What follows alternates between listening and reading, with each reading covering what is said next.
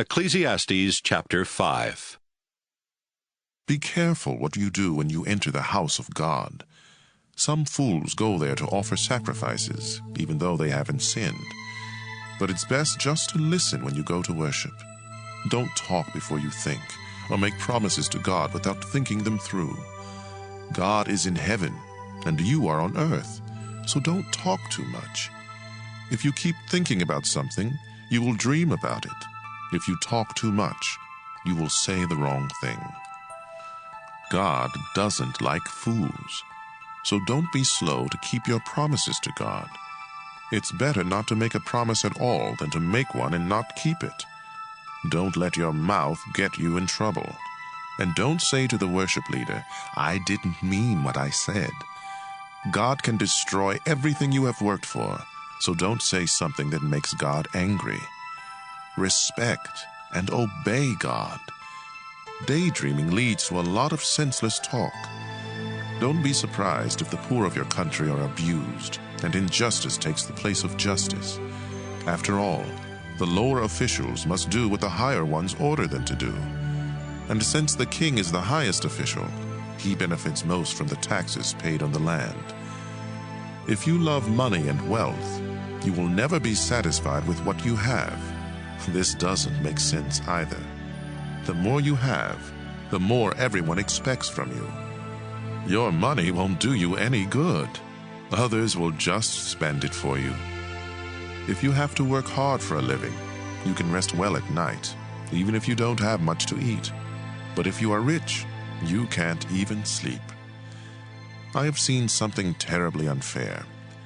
People get rich, but it does them no good. Suddenly, they lose everything in a bad business deal, then have nothing to leave for their children. They came into this world naked, and when they die, they will be just as naked. They can't take anything with them, and they won't have anything to show for all their work. That's terribly unfair. They leave the world just as they came into it. They gained nothing from running after the wind. Besides all this, they are always gloomy at mealtime, and they are troubled, sick, and bitter.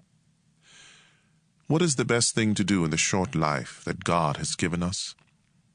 I think we should enjoy eating, drinking, and working hard. This is what God intends for us to do. Suppose you are very rich and able to enjoy everything you own. Then go ahead and enjoy working hard. This is God's gift to you. God will keep you so happy that you won't have time to worry about each day. Ecclesiastes chapter 6.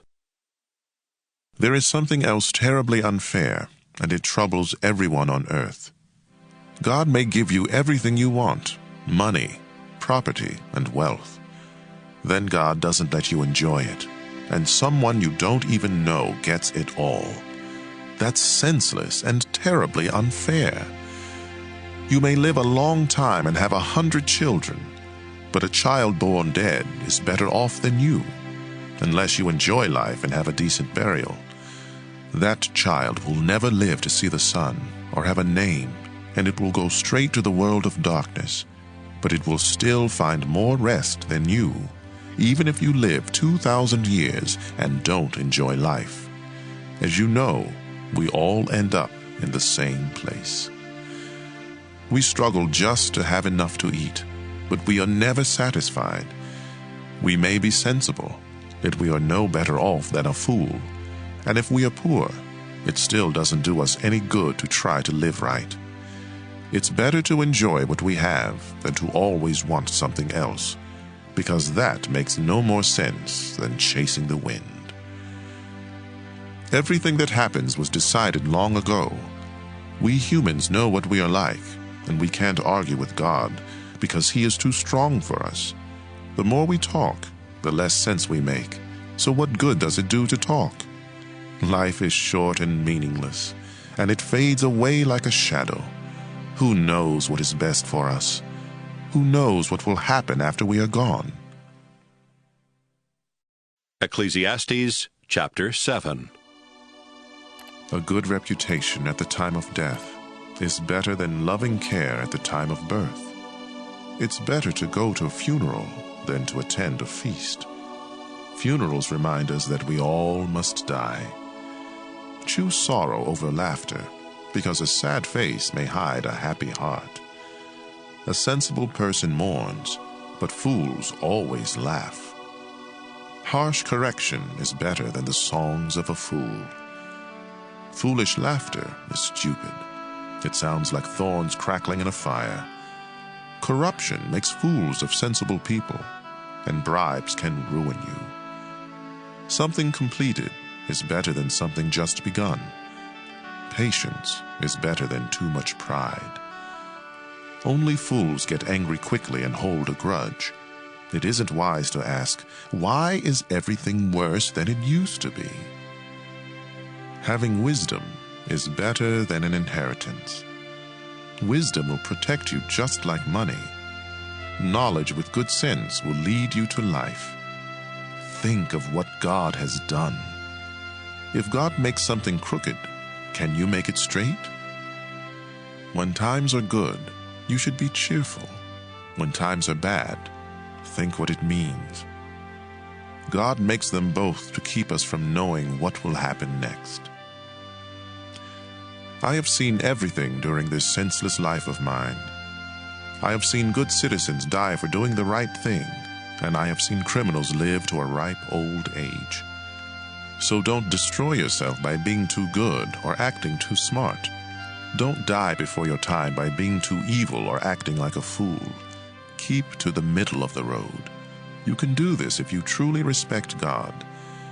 Wisdom will make you stronger than the 10 most powerful leaders in your city. No one in this world always does right. Don't listen to everything that everyone says, or you might hear your servant cursing you. Haven't you cursed many others? I told myself that I would be smart and try to understand all of this, but it was too much for me. The truth is beyond us. It's far too deep. So I decided to learn everything I could and become wise enough to discover what life is all about. At the same time, I wanted to understand why it's stupid and senseless to be an evil fool. Here is what I discovered. A bad woman is worse than death. She is a trap, reaching out with body and soul to catch you. But if you obey God, you can escape. If you don't obey, you are done for. With all my wisdom, I have tried to find out how everything fits together, but so far I have not been able to. I do know there is one good man in 1,000, but never have I found a good woman. I did learn one thing. We were completely honest when God created us, but now we have twisted minds. Ecclesiastes chapter 8. Who is smart enough to explain everything? Wisdom makes you cheerful and gives you a smile. If you promised God that you would be loyal to the king, I advise you to keep that promise. Don't quickly oppose the king or argue when he has already made up his mind. The king's word is law. No one can ask him, "Why are you doing this?" If you obey the king, you will stay out of trouble. So be smart and learn what to do and when to do it. Life is hard, but there is a time and a place for everything, though no one can tell the future. We cannot control the wind or determine the day of our death. There is no escape in time of war, and no one can hide behind evil. I noticed all this and thought seriously about what goes on in the world.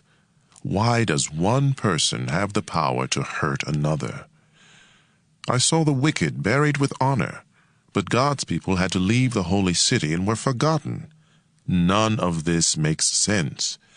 When we see criminals commit crime after crime without being punished, it makes us want to start a life of crime.